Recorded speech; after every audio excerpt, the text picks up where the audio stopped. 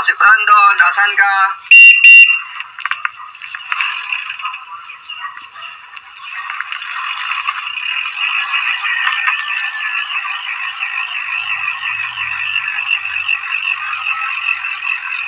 Tara na, ako si Brandon, padyak na. Yan. So ngayon nandito ako sa sa bayan ng Paniki, Tarlac, sa public market nila. Paniki Public Market yan po. Yan. Ito yung public market po ng Paniki dito sa bayan ng Paniki, Tarlac.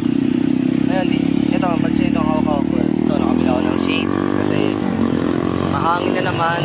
Then malamang mga lilipad ng mga ligabog, tapos mga usok, siyempre masakit sa mata pagka lalo na pagka papatsapya ito, nakabili ako. Saktong-sakto, tsaka yan, fit na fit sa sa mata ko. Yan. Di bali, hanapin ko lang yung area na kung saan ako nag-stop ng kanina, nag-post ng time sa Strava. Di ba yan kasi square type lang tong public market ng Paniki. Diyan hanggang doon banda sa may dulo doon.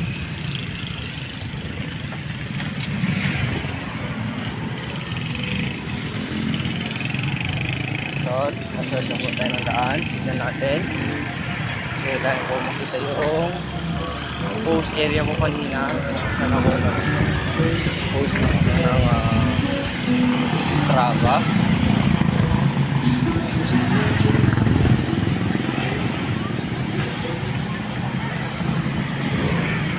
Tapos medyo pumalop ako dito sa kanina. So may bayan ng Paniki. So may intersection point kung saan pumasok ako. Then may kita natin yung yung municipality, madadaanan ko din yun. Yung municipality ng yung municipal hall ng Paniki, Tarlac.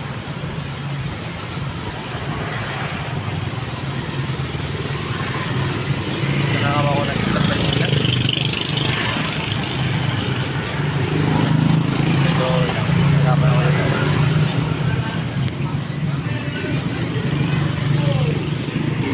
Yan, dito ako nag-post kanina ng Strava. Then, kailangan ko na lang ito. Dito yung resume. Yan, nakapag-resume na ako. Then, tawid na lang ako sa kabila kasi yan yung dapat yung tamang way. Yung dyan kasi sa kabila yung tamang way ito.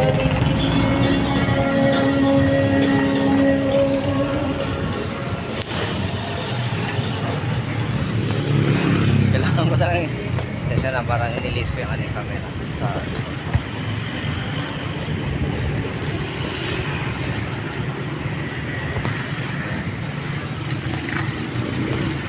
kasi kailangan kong magbigay ng signal para alam yung mga ibang motorista na tatawid ako. Pero sana dito lang yung shades ko na nasira kanina. Sayang yun. Although ito lang, mura lang naman siya, pero siyempre masasayangan ka. Kaya ito pag ito siya sayang din naman kasi yan yun yung Paniki Town Hall. Yan, nakikita nyo dyan yung kulay green and red. Yun siya, Paniki Town Hall. Yun yung munisipyo ng Paniki.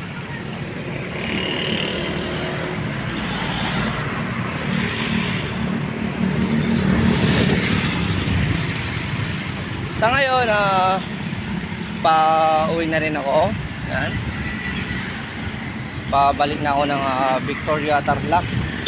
Dahil nakabili naman ako ng seats. Kasi ito lang naman kasi yung yung kukunin ko. Bibili ko dito. And wala nang iba.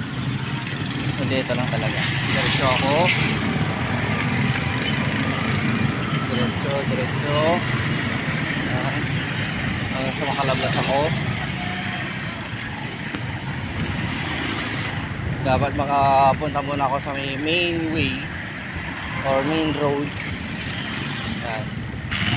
para dire-diretso na lang yung padjak natin. Pagkatapos nito, yun, another update ulit kung saan malapit akong makauwi. And then yung kasi parang susulitin kong makabanding muna yung pinsan ko kasi bukas uuwi na ako from Victoria Tarlac to Isabela. Kaya 2 araw na naman yun na pagpapadyak. Kaya dapat ito si Tosik Brandon yung makapagpahinga na ng mahaba-habang oras din. Ganoon din ako kasi mahaba-habang padyak yung yung gagawin kasi namin. Hindi siya basta-basta. Kaya naman dapat kanina pa sana kami nakauwi kung sana sa bayan ng Barkada. Nakahanap kami ng mag-fit sa akin na shades kasi ang hirap pagka wala kasi shades. Pero pag may shades ako, mas madali akong kasi hindi hassle.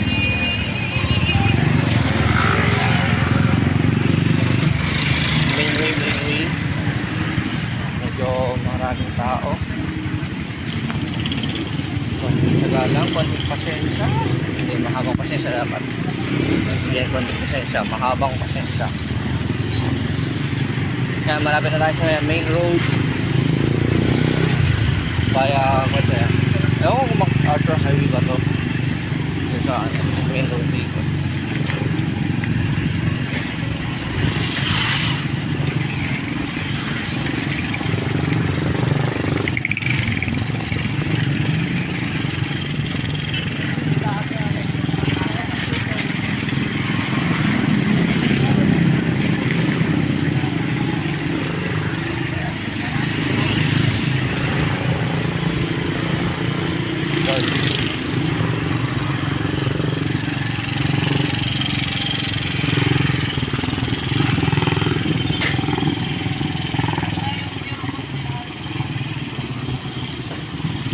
So yun nga, dito na tayo sa main road.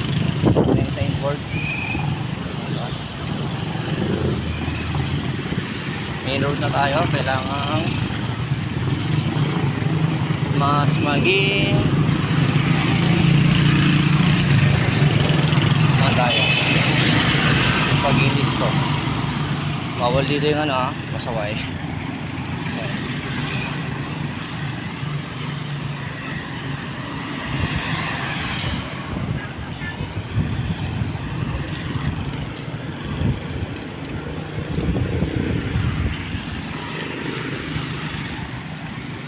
Okay yan. Lalapasan ko na lang yung bayan ng Herona. Hindi. Nasa Victoria na. So malapit lang naman, pero yung nga lang, yung hinahabol ko ding time na together with my cousin, yun naka green light, orange, ilang segundo. Okay. Hindi na ako din. Okay.